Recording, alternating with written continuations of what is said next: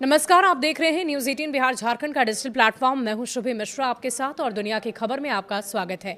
Iran ने Ayatollah Ali Khamenei के बेटे मुज्तबा खामनेई को अपना सुप्रीम लीडर चुन लिया है।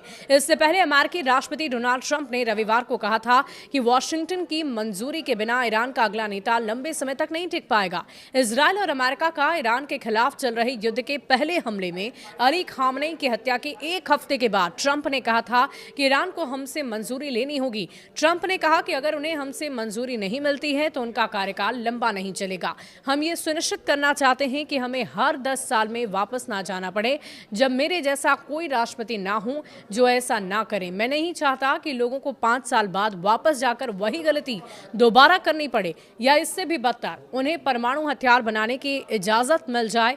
मुज्तबा खामनेई अस्वीकार्य अमेरिकी राष्ट्रपति ने हाल के दिनों में बार बार कहा है कि उन्हें ईरान के अगले नेतृत्व के चयन में अहम भूमिका निभाने की उम्मीद है। हालांकि उन्होंने यह स्पष्ट करने से इनकार कर दिया है कि यह नेतृत्व किस स्वरूप का होगा। ट्रंप ने मुज्तबा खामनेई को अस्वीकार्य और कमजोर बताया है और कहा है कि उन्हें पहले इस पद के लिए इसलिए नहीं चुना गया क्योंकि उन्हें अक्षम समझा गया था।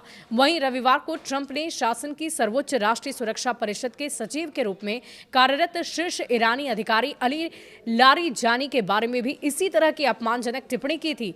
जनता के खून का बदला लेंगे। शनिवार को लारीजानी ने एक्स पर पोस्ट किया, हम अपने नेता और अपनी जनता के खून का बदला निर्दयता पूर्वक लेंगे।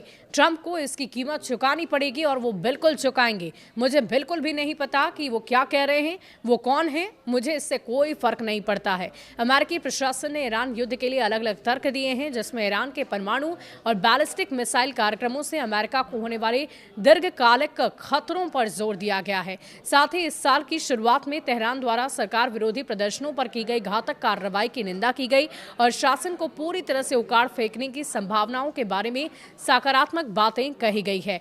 बिना शर्त आत्मसमर्पण शुक्रवार को ट्रंप ने सोशल मीडिया पर घोषणा की ईरान के साथ बिना शर्त आत्मसमर्पण के अलावा कोई समझौता नहीं होगा। उन्होंने कहा कि एक महान और स्वीकार्य नेता के चयन के बाद अमेरिका ईरान को विनाश के कगार से वापस लाने और उसे आर्थिक रूप से पहले से कई अधिक बड़ा, बेहतर और मजबूत बनाने के लिए काम करेगा। हम विरोध जारी रखेंगे। ईरानी विदेश मंत्री अब्बास अरागची ने रविवार को कहा कि तेहरान किसी को भी हमारे घरेलू मामलों में हस्तक्षेप करने की अनुमति नहीं देगा और शासन कोई आत्मसमर्पण नहीं करेगा, बल्कि जब तक आवश्यक होगा तब तक प्रतिरोध जारी रखेगा।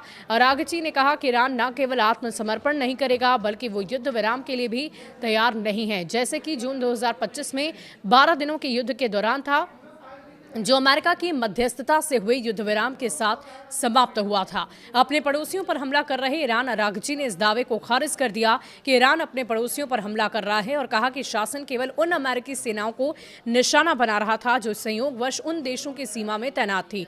ईरानी राष्ट्रपति मसूद पेजेश्कियन ने शनिवार को कहा कि मुझे अपनी ओर से उन पड़ोसी देशों से माफी मांगनी चाहिए जिन पर ईरान ने हमला किया है। अरागची ने कहा कि ये केवल क्षेत्र के लोगों से अमेरिका की इस आक्रामकता और हमारी जवाबी कार्रवाई के कारण हुई असुविधाओं के लिए माफी मांगी गई थी। राजनयिक ने आगे ये भी कहा कि वास्तव में अमेरिका के राष्ट्रपति को पहले माफी मांगनी चाहिए।